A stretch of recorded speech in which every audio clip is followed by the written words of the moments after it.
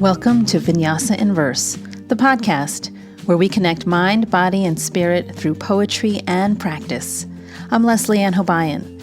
Together, we'll explore different ways of connecting with our innermost selves and how to tap into the flow of the universe. Because once that happens, anything is possible. Your best life starts now. Hello, loves. Welcome to another episode of Vinyasa in Verse. How are you on this beautiful day? I hope wherever you are, you're able to take a moment now just to observe some beauty in your life while you listen to this podcast. Perhaps maybe you're wearing your favorite top, maybe you had some delicious coffee, or you just have your breath. Take an inhale here and an exhale. There's beauty in that breath. As you inhale, that life force comes in to nourish you. And on the exhale, you're able to expel all the toxins, those things that no longer serve you. And so what more beautiful thing is there than that? To have this ability to nourish and cleanse ourselves. So good, so good. Okay, so today's episode, we are going to kick it off with Hafiz. I'm going to flip through. Maybe we'll start at the beginning. Like maybe we'll just like flip through like this and see what happens. Okay. Mismatched newlyweds. Like a pair of mismatched newlyweds, one of whom still feels very insecure. I keep turning to God saying, kiss me. I don't know what it is about this poem, but I just got goosebumps. So let me read it again. Mismatched newlyweds. Like a pair of mismatched newlyweds, one of whom still feels very insecure. I keep turning to God saying, kiss me. Oh, I love it. I love it. So this idea of mismatched newlyweds. So we are married to God in this poem. We as humans are in relationship with the divine, and it's mismatched. It's kind of lopsided because God, the universe, the higher power, is all knowing, is so brilliant and bright and loving and generous and all the things, all these amazing, vast, infinite things that even our human brain, our human beingness can't fully grasp. We might have like the smallest glimpse of what that is, but we can't fully comprehend that. And then there's us, our little human being bodies with our limited minds. Our spirit souls are in here and we don't have access. And so in the poem, one of whom still feels very insecure, and that's us. We are insecure because we're like, really, God? Really, you love us? Us flawed human beings where we make so many mistakes and we participate in negative, well, quote unquote negative, we'll say lower vibration energies, emotions that weigh us down versus lift us up. And you really want to be married to us? That's wow. I mean, that's the kind of love that God, that the universe, that the divine has for us. And for me, that feels so exciting, that I feel so blessed. I feel so loved to know that there is this higher power that loves me for me and all of my mess, all of my flaws, all of my, missteps. It's like, oh, you still are doing that thing again. Still haven't learned your lesson, but I still love you, and I think about that in relationship to my kids. So as a parent, I'm able to maybe begin to understand what the love of the universe has for us, what the love of God has for us as a parent, because I have unconditional love for my kids. And no matter what they do, even though I might get mad or upset or disappointed, all the human feelings, I still love them at their core. My core loves them at their core, at their very essence. And I try to make sure that they know that all the time. But I feel that in taking that example and applying it to our relationship with the divine, it gives it a little more tangibility for me, where I'm like, oh, even though I messed up, you still love me. Oh my God, that's amazing. Really? And then so some of us will fall into, imposter syndrome, in the I'm not worthy, I'm not good enough storyline. And what I have learned in the time that I've been working on my spiritual development, on my own evolution, and in my own healing, is that we are worthy because we're just here, because we are who we are. Our worthiness is inherent. The minute we were born, we're worthy of everything. Our worth is already in us.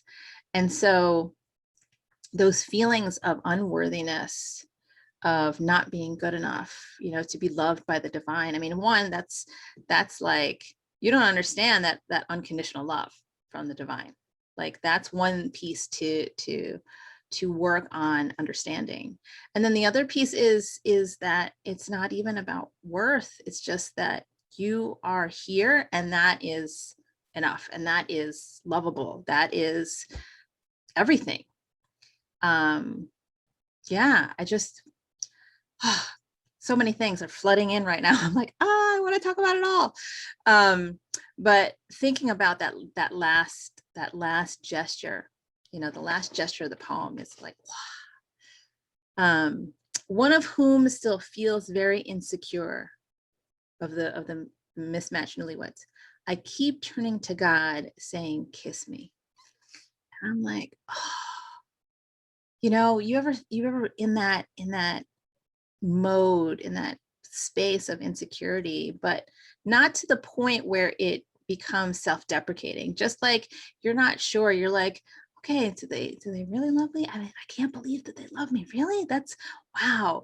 And you kind of want that confirmation. You want that sort of that gesture of, yeah, you know what? I do love you. So I'm going to kiss you, just to like make it official. And so I love that part of the poem, because it's just this gesture of the human in us wanting that assurance. And even though we don't need it, I mean, maybe as humans we need it, but it's already there, that it's not necessary. We'll say it's not necessary to get that assurance, but for humans like us, our spirit souls in the body having this human experience, that gesture of, asking to be kissed is just so tender, but also there's a hint of ecstatic love in there. I love it. I love it. I have this image in my head of me standing with God, this being of light, and we just got married. And I'm like, oh my God, is this real? Like, kiss me so I know that it's real. I mean, that's another way to look at it. This call to this request to kiss me is not just assurance, but it's also like, let's make sure that this is real. Reality is all dependent, on various things. You ask somebody what's real, and you get a different answer from somebody else who says what's real. But the gesture of the kiss feels like something solidifying. Feels like, yes, I am here. I'm standing with the divine. The divine loves me. We're like these mismatched newlyweds. If God kisses me, maybe then the mismatch will start to even up a little bit, where I'll start to realize that I'm not whatever I'm thinking, that I am worthy, that I'm not less than, that I am divine as well, as the universe, as God. And yeah, I just have to just keep saying that over and over again, because that poem, like, I haven't come across this poem in a while, so I had forgotten about it until I just read it now, and I am going to maybe print it out and put it on my on my desk, on my wall next to my desk, to see it all the time, because it reminds me of the beauty of divine communion, of being in relationship with the beloved, in understanding and remembering that we are also divine. the analogy that I have of the sun, I keep returning to it because it helps me and my human brain, my limited human brain, to understand the relationship of myself and humans and the people around us, our relationship in connection with God and the divine. So the sun being God, being source, and we are the sun rays, right? And we are part of the sun, but we're not the sun. We have our connection with the sun, but as a ray, we are extending out into space, as an extension of the sun. And then, and then we just radiate out. I love it. I love it. Okay. So what I was thinking about with that poem is what I had intended to speak about for this episode anyway, which is intuition. And thinking about how that intuition is our hotline to the divine. I just like thinking about that.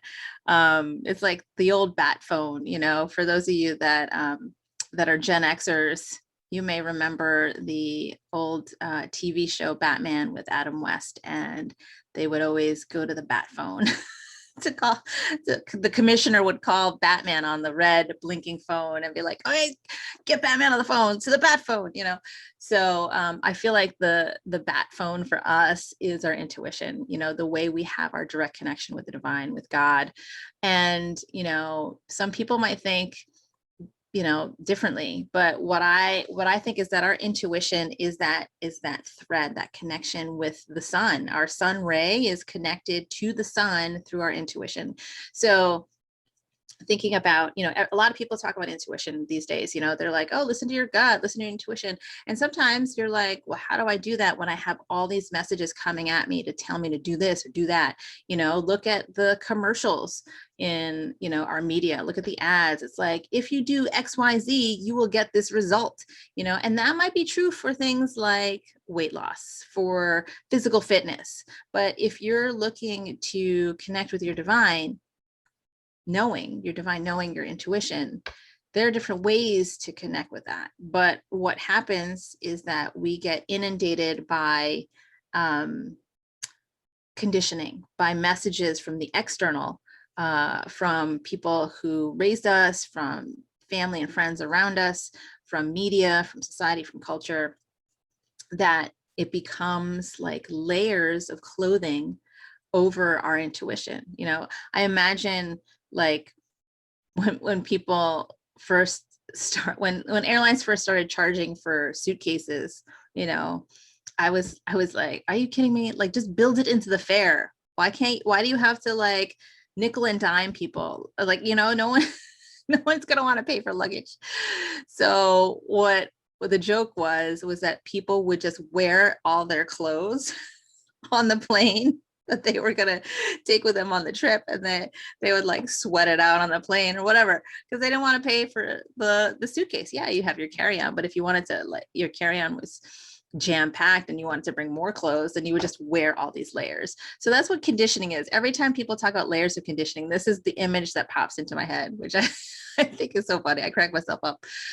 But it's like your intuition is you in your birthday suit, right? It's like, it's you stripped down to the core. Now, when you're born and, and you start to evolve into a little kid, your subconscious gets shaped in those first 7 years of life. It gets shaped so easily because it's like raw subconscious hanging out for anyone to manipulate. And so depending on who you're around, that helps shape the path of life that you walk on, until you then become aware and conscious of like your choices and like, why am I doing this? What's happening? So this is what I imagine. So from birth to age 7, you start walking in the world. You still got your birthday suit on. You still know who you are, your essence. Like you watch kids play and they play with abandon. Like they don't care, they want to eat dirt. They start eating dirt. The parents come in, they're like, that's dirty. Don't eat that. That's bad for you, whatever, and part of me is like, well, let the kid find out that it's not good for you. I mean, I know. Our role as parents are to be guides for our kids, to shepherd them in the right direction. But I think what happens a lot of the time is that parents forget to allow children the space to explore who they are, so that the corral in which you are raising your kid is really small instead of wide for them to roam around. Now, I mean, and I say a corral, like a horse corral, and thinking about, yes, they can go exploring. I'm going to try as a parent to set some parameters, some boundaries, so that you're not like wandering off into the great blue yonder. And then you are so confused, you don't even know who you are, So anyway, so I imagine, from birth to 7, we're walking around playing like some wild fun games, cartwheeling through the grass, going on the swings as high as we can, having a grand old time, like really enjoying life. And as I talk about this, I'm thinking to myself, it's a beautiful day today. I might want to go to the swings and just go and play on and like hang out on swings. The little kids might be like, that's cool. And the parents be like, who is this adult woman coming during playground time with the kids to be going on the swings? But anyway, I digress. And then what happens around age 7 is then the clothes start coming on, right? It's like, oh, you're naked. Let's put some underwear on you.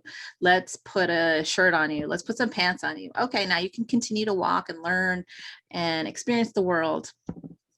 And what's that? Oh, you want to put dirt in your mouth? No, you're too old for that. No, you should know better. Oh, you want to, ride your bike in the grass? No, you know better than that. You need to ride your bike on the sidewalk or on the side of the street or on the driveway, whatever it is, whatever is the correct, quote unquote, correct thing to do, the right thing to do. And then, so as we grow older and learn more lessons about what's accepted and what's not accepted based on feedback we get from the external world, then we start putting more layers on. Now you got a light sweater, a cardigan, maybe you got, pants on over a pair of shorts you had, and so on and so forth. So you get the idea, right? And so as we continue going through our growth process from kid to tween, middle school kid to teenager to, young college kid, young adult, etc., we get this feedback of the things that we're doing wrong.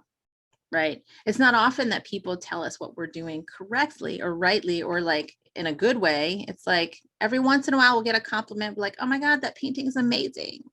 Or, yeah, you did that thing. But often those words of praise, those words of support are a result of you efforting, of you doing something that is quote unquote correct according to the standards that are being applied to you.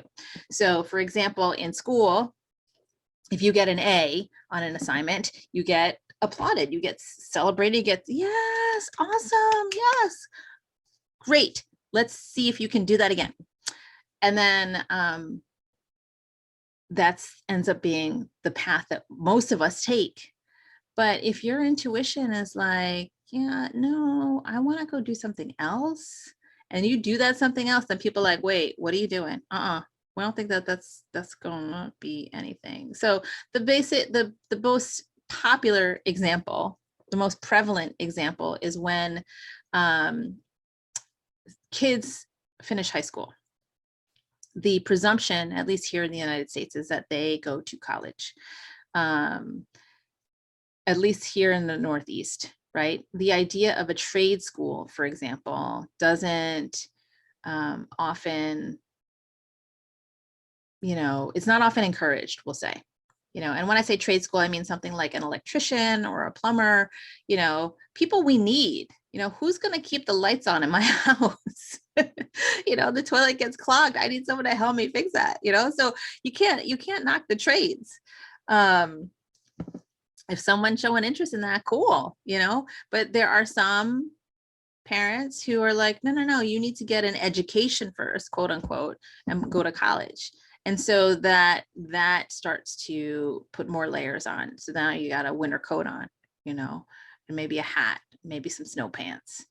You know, and never mind, like, forget if there's a kid that a high school senior that wants to do something in the arts, you know, like, you want to go to college for stage management. What the heck does that even mean?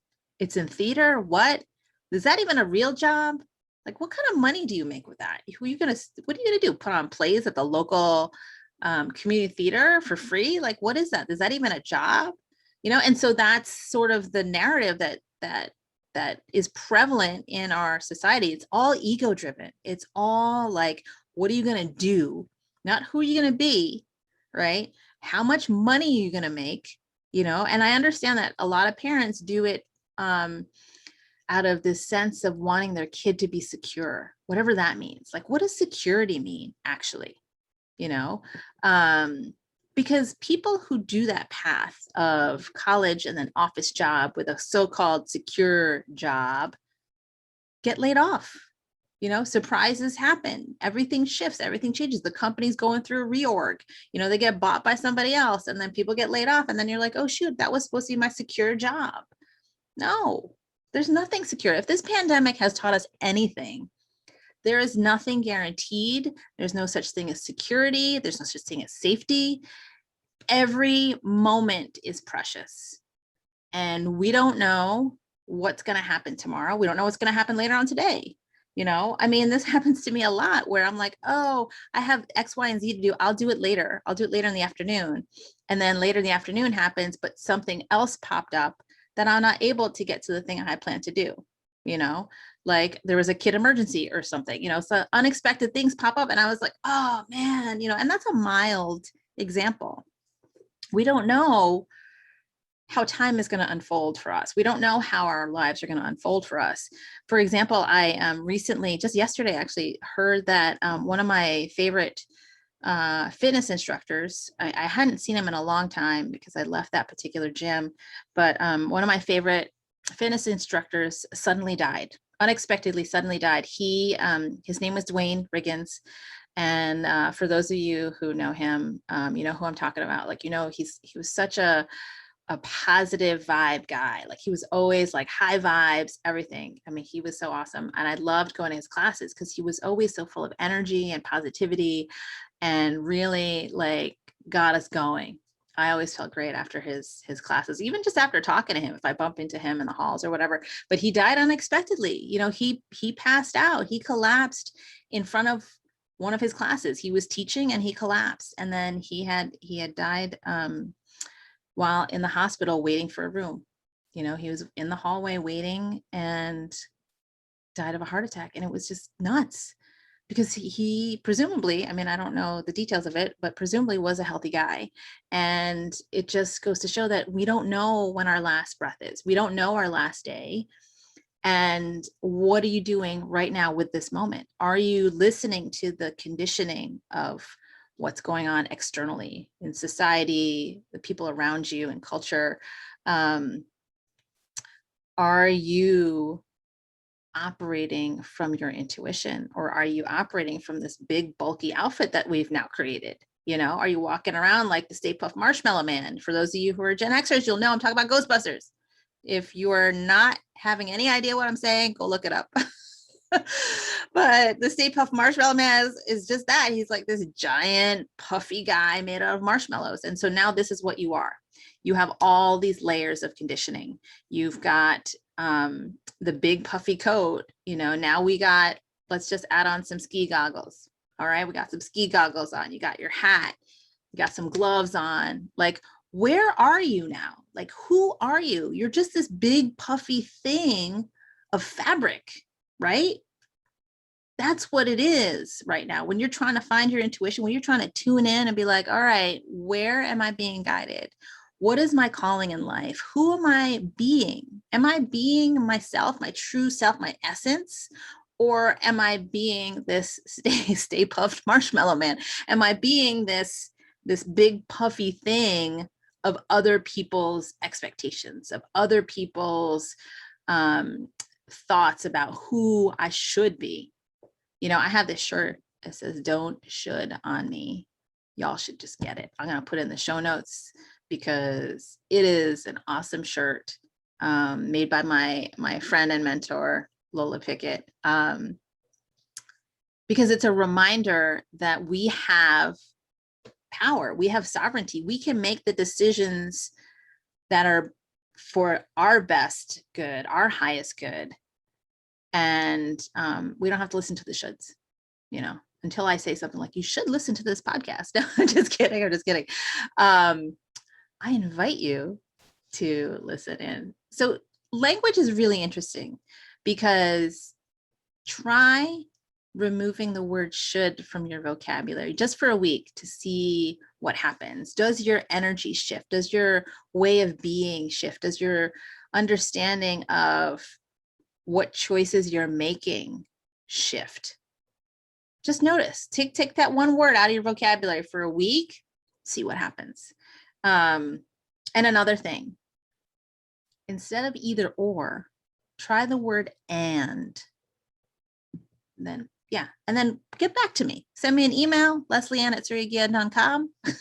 I'll put it in the show notes too. And see if anything shifts, because words matter. And we say a lot of things in our heads to ourselves that we're like, I don't know if that's for my best and highest good, but that's ego talking. So we need to think about this delayering. We got to peel away the layers. So how do we do that? How do we get back to our intuition? How do we hear something that's now muffled? You got to take some layers off. Now, I'm not saying you need to go into your birthday suit. I mean, you can if you want to. I'll leave that up to you. But, I take no responsibility for you going naked somewhere. I'm just kidding. Okay. I'm in a very playful mood today. Can you tell?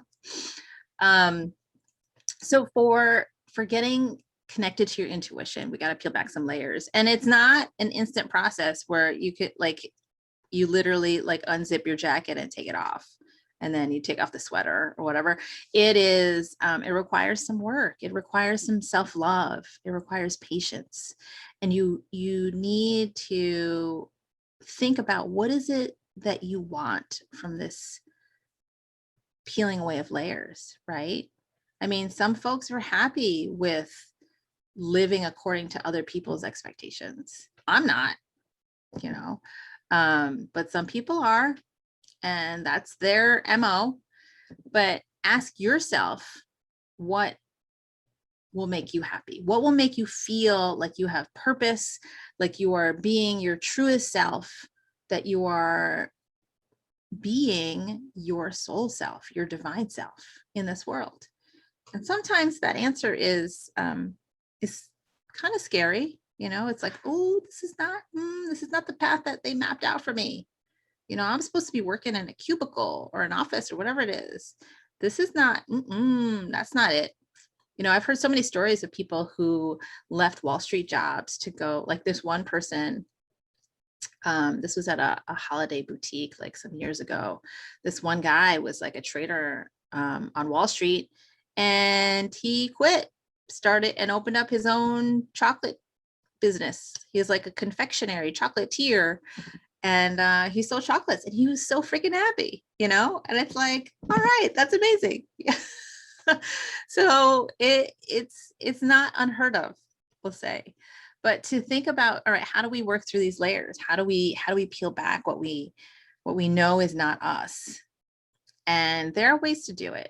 There's so many different ways, and I can't give you a crash course in a podcast. It takes some time. It takes some deep work, and you can do it on your own for sure.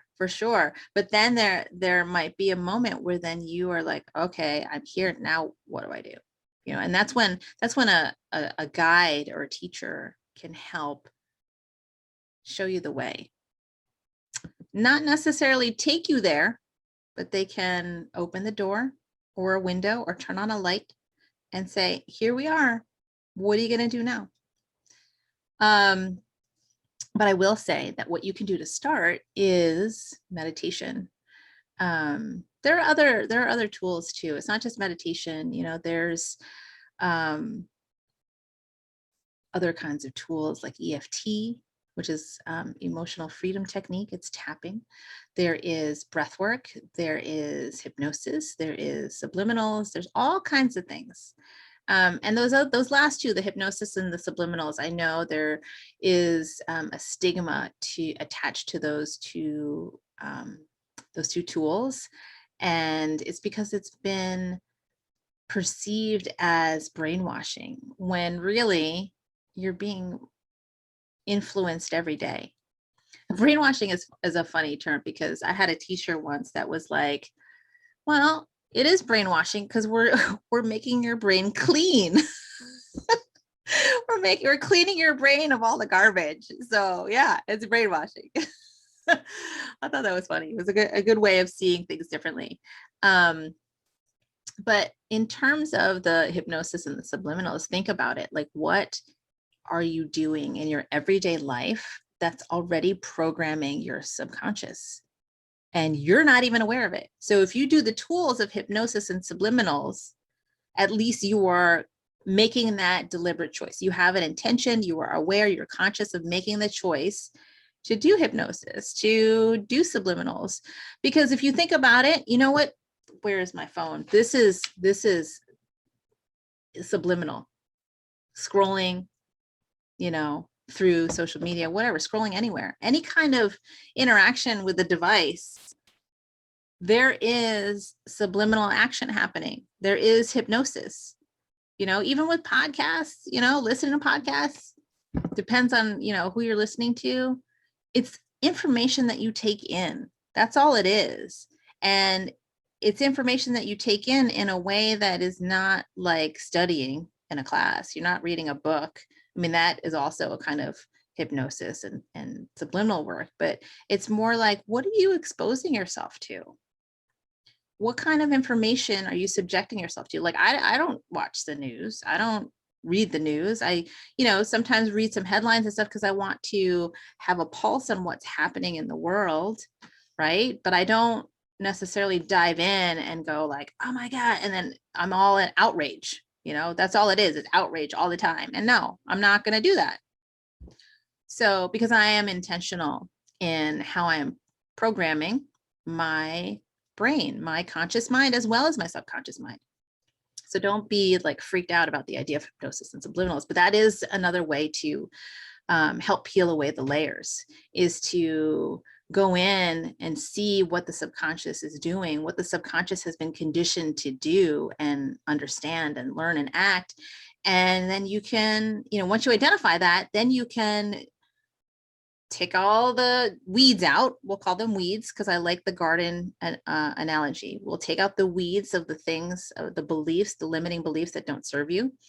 And then we can clear the garden, till the soil, make it fresh and new, and then plant new seeds and plant plants and flowers in this garden of your subconscious, of your mind, of your well, you're not really programming your intuition, to help with the intuition in thriving, in living your best life. And living your best life serves the highest good of all people, for real. But yeah, so anyway, those are the tools. But let me just tell you about meditation. Meditation is a good entry point into connecting with your inner knowing, with your intuition, with your gut. You know, we can get into the nuances of it, where the gut is more of an instinctual response to something. The intuition, which is your inner knowing and your sort of like the little voice inside of you that talks to you and guides you, is more coming from the heart center. So if you can tune into the energetic source of the messages you receive from yourself, then you can discern between like, all right, is this an instinct where I'm trying to protect myself, you know, like thinking about the sympathetic nervous system and their freeze, fight, flight, freeze, and fawn response versus intuition that's like, yeah, maybe you don't want to do that because that, not that it's scary, but it's not really for your highest good. So let's go this way instead. So there's some nuances there, and that takes some work also. But what I want to offer you is at least meditation, because that's accessible to anybody. Anybody can do it. And it's not what you think it is. It's not, oh, I have to sit still on a cushion for 5 hours and, wrestle with my thoughts, because the goal is no thoughts, no thoughts, no thoughts. It's not. No, meditation is, well, first, it is the listening part of prayer, right? I don't care if you're religious or not, right? You could be spiritual, but we all pray in one form or another. Like superstitions are a kind of prayer. Like if you think about like sports teams, you get so excited, you're like, oh, please, please, please, please, please. Like when you're doing that, it's almost like you're wishing, right? You're like begging for like your team to score so that they can win the game. That's a kind of prayer. So meditation is the other half of it. It's the receiving part. It's the listening for the answer to that prayer, to whatever it is that you're requesting. And so it's also a way to open up that channel into intuition. So all you have to do is to clear some time. It doesn't have to be a long time. It could be first thing in the morning, it could be 3 minutes. And you just sit and you notice your breath. And the thoughts will come. Whoever put this idea that you needed to stop your thoughts in meditation is crazy, because there's no way. Physiologically, there's no way to stop the thoughts unless you're dead, unless your brain dead. And I don't mean to laugh about that, but I was just being silly. I don't mean to, make fun of that stuff. But if your brain is not working, that's the only time that you will not have thoughts. So your thoughts are going to keep coming even during meditation. So you're going to sit, you're going to close your eyes. You'll just pay attention to the breath. Notice the breath coming in through the nose and filling the body, noticing where the breath travels. It's not just the lungs. Is it the front of the body? Is it the back of the body? Do you feel it coming down the neck and shoulders? That kind of thing.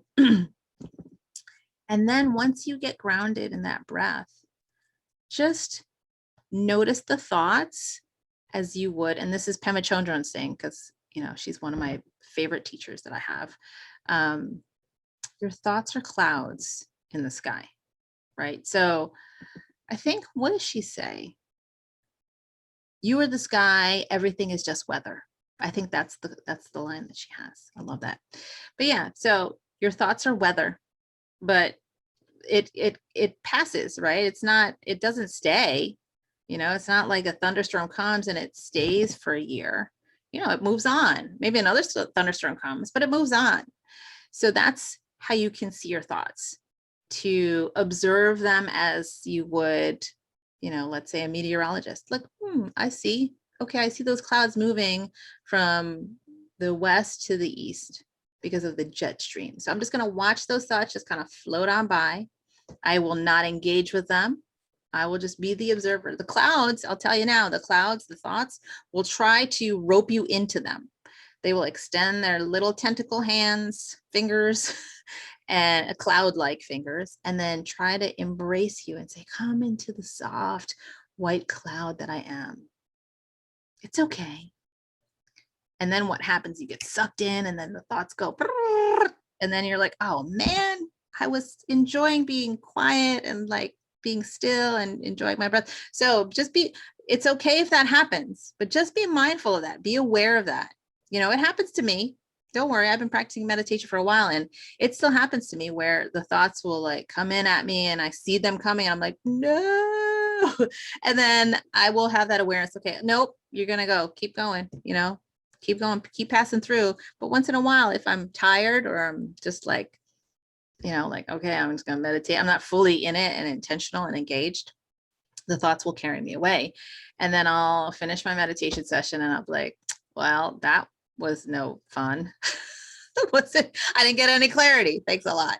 So just, try that. And you don't have to do it for long. I mean, it's just about taking a moment to be in your body, to be present, fully present in who you are as a human being on this planet, in a physical manifestation, and then noticing the thoughts. And then once you get used to sitting for 3 minutes, you'll notice that it'll be easier to extend that time.